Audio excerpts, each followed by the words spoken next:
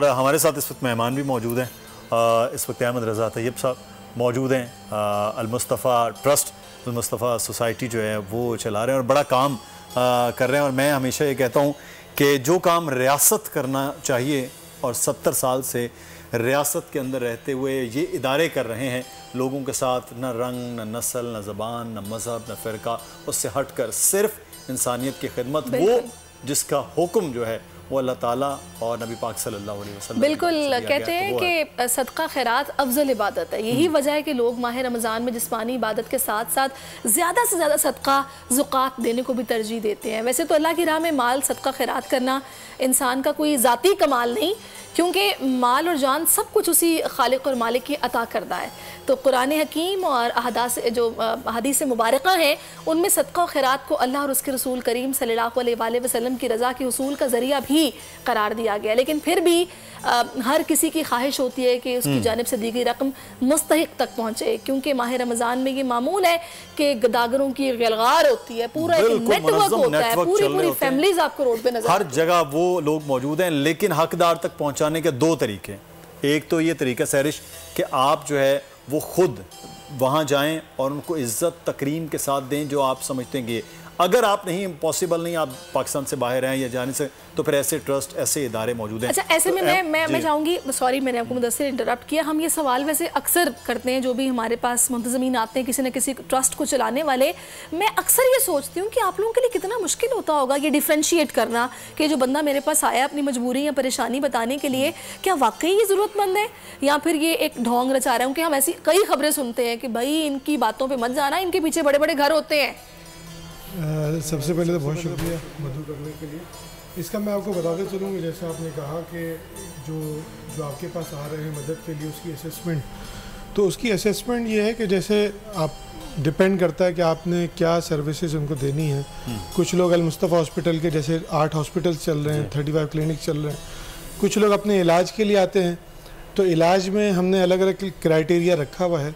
अगर वो OPD services के लिए आते हैं तो हम उनकी जो सवाल जवाब हैं उस पर यकीन करते हुए, जो हमें मुफ्तियान इकराम ने हमें जो तरीक़ाकार बताया है उस पर अमल करते हुए उनको मान के फिर उसका ट्रीटमेंट होता है। ठीक। अगर कोई फर्दर डिटेल्ड होता है, कोई बहुत यानी कि ट्रीटमेंट बहुत एक्सपेंसिव है, लॉन्ग टर्म ट्रीटमेंट है, तो उसमें फिर ये है कि उनके डॉक्यूमेंट्स ले लिए जाते हैं, उनकी फाइनेंशियल असेसमेंट की जाती है कि वो अफोर्ड कर सकते हैं, नहीं कर सकते हैं, घर अपना है, किराए का है, कितना कमाते हैं, जॉब करते हैं, पूरा एक मैकेनिज्म जो है, मैकेनिज्म बिल्कुल। इसी तरह हमारा जो कफालत का सिस्टम है, हमारे पास हज़ारों ख़ानदान रजिस्टर्ड है जिनकी माहाना कफालत होती है, तो उनका भी ये सिस्टम होता है कि हमारे पास दरख्वास्तें आती हैं, दरख्वास्तों के बाद हमारे इंक्वायरी ऑफिसर्स हैं वो जाते हैं उनके इलाके में, वो देखते हैं कि वो कहाँ रह रहे हैं, किन हालात में रह रहे हैं, और यही तरीकाकार होना भी चाहिए। बिल्कुल, घर उनका अपना है, किराए का है, उनका बिजली का बिल कितना आ रहा है, उनके घर में सामान क्या है,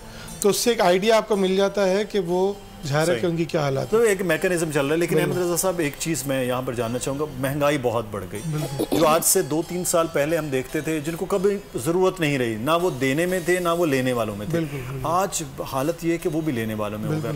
लेकिन जो दे रहे थे उन पर भी मुश्किल है। वो जो एक फ़ंड अल-मुस्तफ़ा ट्रस्ट में आ रहा है, वो भी आप समझते वो कम हुआ है या लोगों का जज्बा वैसे ही देने वालों का भी?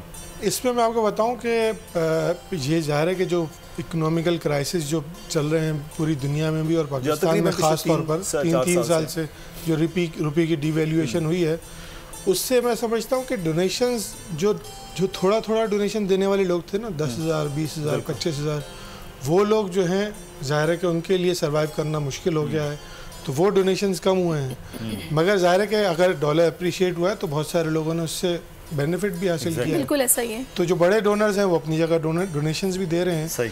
तो अगर हम ओवरऑल देखें तो डोनेशंस कम नहीं हुए मगर खर्चे बहुत बढ़ गए। खर्चे बहुत बढ़ गए। आप अगर कोई मेडिसिन आपके पास आ रही थी, मेडिकल इक्विपमेंट आ रहे थे जो आप बाहर से इम्पोर्ट कर रहे हैं, मेडिसिन इम्पोर्ट कर रहे हैं, वो पहले मिसाल के तौर पर 100 रुपये का डॉलर था, अब 285 रुपये 80 रुपये का डॉलर है। तो आपके जो कॉस्ट है वो तकरीबन 3 गुना चली गई। अच्छा, इसमें जो हम लोग डोनर्स की बात कर रहे हैं और अभी के मतलब मुस्तहिक कौन है कौन नहीं है, आप लोगों का तो माशाल्लाह मैकेनिज्म है, बड़े अच्छे तरीके से आप लोग काम कर रहे हैं और जाहिर है आपकी वजह से ही लोगों की मदद भी हो रही है। मैं चाहूँगी आपसे इरशाद साहब थोड़ा सा ज़रा हमें इस हवाले से हमारी थोड़ी सी तसीह कीजिए, इस्लाह कीजिए।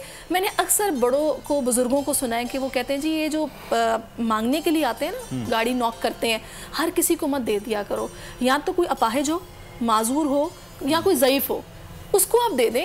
ये तो इनकी फैमिलीज होती हैं, ये ना बच्चा जाएगा फिर माँ आ जाएगी, माँ जाएगी, बहन आ जाएगी। अब मुझे बताएगा इसमें क्या हमारे लिए रहनुमाई है इस्लाम में कि हमें ये देखिए हमने अल्लाह को राज़ी करने के लिए किसी की मदद करनी है, वो मुस्तहिक है नहीं है, ये हमें उसी वक्त जांचना ज़रूरी है या नहीं है? देखिए मेरे आप में से अगर कोई बीमार हो जाए, मैं या आप, हम बहुत अच्छे डॉक्टर के पास जाते हैं, अच्छा मेडिकल, आगा खान बड़े मेडिकल पे जाते हैं, अपनी रिपोर्ट्स करवाते हैं, अच्छा फिर बड़ी एहतियात के साथ इलाज करते हैं।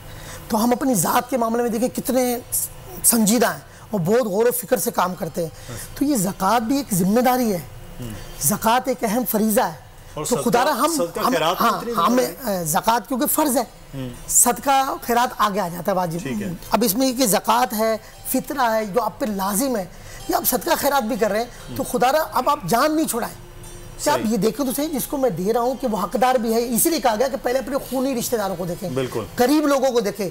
तो एक आम पेशावर को ज़कात दे देना या सदका दे देना या तहकीक ना करना, ये जान छुड़ाना। लोग क्या कहते हैं बस दे दें, कम से कम हमें ज़रूर है कि हम देखें कि हकदार भी है या नहीं। पेशावर को, जैसे मस्जिद में लोग आ जाते हैं, आप हर नमाज में मस्जिद में सवाल करना मना किया गया है, या हर दरवाजे पे आप तो ये जो हमारी रिपोर्ट्स में मीडिया रिपोर्ट्स है कि बाहर से शहरों से लोग गाँव देहात से बाकायदा लाकर गदागर या बिठा दी जाते हैं। आपने बाहर की बात की है, मैंने कुछ लोगों से ऐसा सुना है कि बाहर के मुल्कों में मस्जिदों के बाहर डॉलर्स और यूरोज में लोग भीख मांग रहे होते हैं जो कि यहाँ बेचते हैं। देखें ज़कात क्योंकि अरबी का लफ्ज़ है, ज़कात भी तज़किया से निकला है, यानी तज़किया करना। ज़कात का मतलब ये कि ज़कात आपके माल जो आपकी कोताही है कारोबार में, उससे आपको पाक कर दिया जाता है और फिर आपका माल बढ़ा दिया जाता है।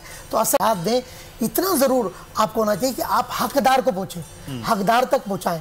और इसीलिए कहा गया कि सबसे पहले आप उनको देखें जिनको आप जानते हैं। फिर ऐसे इदारे भी मौजूद है कि जो आपके माल को सही जगह मेडिकल की सूरत में पहुँचा रहे हैं, असल में पेशावर को। बिल्कुल शाह साहब, ये एक मामला अहमद साहब, ये एक बड़ा इंपॉर्टेंट है नाज़रीन, कि आप अगर अपना माल इर्द गिर्द, सबसे पहले तो भाई बहन है, ज़कात का ये निज़ाम बड़ा सादा है, ऊपर और नीचे, यानी कि आप औलाद को ऊपर नहीं दे सकते, मियाँ बीवी भी मियाँ को नहीं दे सकती, बाकी आप इर्द गिर्द सबसे पहले, अदरवाइज़ फिर आप अल-मुस्तफ़ा ट्रस्ट जैसे ऐसे इदारे हैं उनको आप दे सकते हैं। अहमद रज़ा साहब, मैं ये जानना चाहूँगा कितना अरसा ये अल-मुस्तफ़ा ट्रस्ट को हो गया है काम करते हुए, और एक वो फिगर आपके पास तो होते हैं, कितने लोग सालाना इसमें जुड़े हुए हैं कि जिनको चाहे वो इलाज की मद में या कफ़ालत की मद में उनको मिल रहा है? अल्हम्दुलिल्लाह अल-मुस्तफ़ा वेलफेयर सोसाइटी को ये 40 साल मुकम्मल हो गया, 1983 से काम कर रहा है, 40वां साल चल रहा है। और एक एम्बुलेंस और एक छोटी सी क्लिनिक से इसका आगाज़ किया था। अब अल्हम्दुलिल्लाह हमारे 8 हॉस्पिटल्स हैं, 35 क्लिनिक हैं, जिसमें तकरीबन 15 लाख लोगों का इलाज, 15 लाख लोगों, और इसके अलावा हमारे सालाना 15 लाख लोगों का इलाज होता है। इसके अलावा हमारे कैंप्स लगते हैं, जनरल कैंप्स होते हैं, डेंटल कैंप्स होते हैं, कैटरेक्ट सर्जरी, आंखों की जो मोतिया की सर्जरी के कैंप होते हैं, क्लेफ्ट लिप एंड पैलेट जो बच्चों के होंठ या तालु पैदाइशी तौर पर कटे होते हैं, उनके कैंप्स होते हैं। और हमारे हॉस्पिटल्स में भी ये सारी सर्जरीज होती हैं। ये एक तो ये कि जो लोग हमारे हॉस्पिटल्स या क्लिनिक्स में आ रहे हैं, मगर बहुत सारे ऐसे लोग हैं जो अपनी ट्रीटमेंट्स के लिए इन जगहों पर पहुंच नहीं सकते, उनके पास अवेयरनेस नहीं है, उनके पास इवन ये कि किसी छोटे इलाके से शहर में जाने तक के किराए भी नहीं है। तो कितने शहरों में अल-मुस्तफ़ा वेलफेयर सोसाइटी काम कर रही है? हमारा तकरीबन हर डिस्ट्रिक्ट में हमारे टीम्स मौजूद हैं। ठीक है, मगर हर डिस्ट्रिक्ट में जो है ना, हर जगह हॉस्पिटल या क्लिनिक जाहिर हर जगह नहीं है, मगर हमारे यूनिट कैंप्स वगैरह की सूरत वो कैंप्स ऑर्गेनाइज करते हैं और हाँ मेडिकल कैंप्स करते हैं। और मैं थोड़ा सा बताऊं कि ये कैंप्स इतने इम्पोर्टेंट हैं कि मैं जैसे कैटरेक्ट सर्जरी का कैंप है जी, हम जहाँ जहाँ जाकर सर्जरी कर रहे होते हैं वो वहाँ पे लोगों के पास वहाँ पे कोई फैसिलिटी नहीं होती है, उनको अवेयरनेस नहीं होती है, और अगर ये मोतिया की सर्जरी टाइम पे ना हो तो वो ब्लाइंडनेस की तरफ ले जाते हैं। इसी तरह हम जो क्लेफ्ट के कैंप्स करते हैं, तो क्लेफ्ट की सर्जरी बच्चा 3 माह का होता है तो उसकी सर्जरी हो जाती है, और उसका जो डिफेक्ट है वो 2-3 एक सर्जरी में, 2 सर्जरी में, 3 सर्जरी में वो सही हो जाता है। मगर अवेयरनेस ना होने की वजह से और फैसिलिटीज़ हर जगह मौजूद ना होने की वजह से हमारे पास ऐसे भी केसेस आते हैं जो 30-30 साल, 40-40 साल के लोग आते हैं हमारे पास जिनका होंठ कटा हुआ है या तालू कटा हुआ है, यानी कि आधी ज़िंदगी उन्होंने इस मुश्किल के साथ गुजार दी। और आप अगर थोड़ी सा उसको सोचें इसको कि अगर किसी का होंठ कटा हुआ हो तो हमारे माशरे में अगर बच्चा स्कूल जाएगा बिल्कुल तो वहाँ पे उसको एक बैकलैश होगा। बिल्कुल ऐसा ही है। अगर वो ज़ाहिर जॉब करने जाएगा। इसमें पता है आपको, मेरा ख्याल है कि हुकूमत है उसको भी इस पे कैंपेन्स चलानी चाहिए ताकि लोगों में एटलीस्ट अवेयरनेस तो हो। सब्सक्राइब करें और बेल दबाएं ताकि कोई खबर रह न जाए।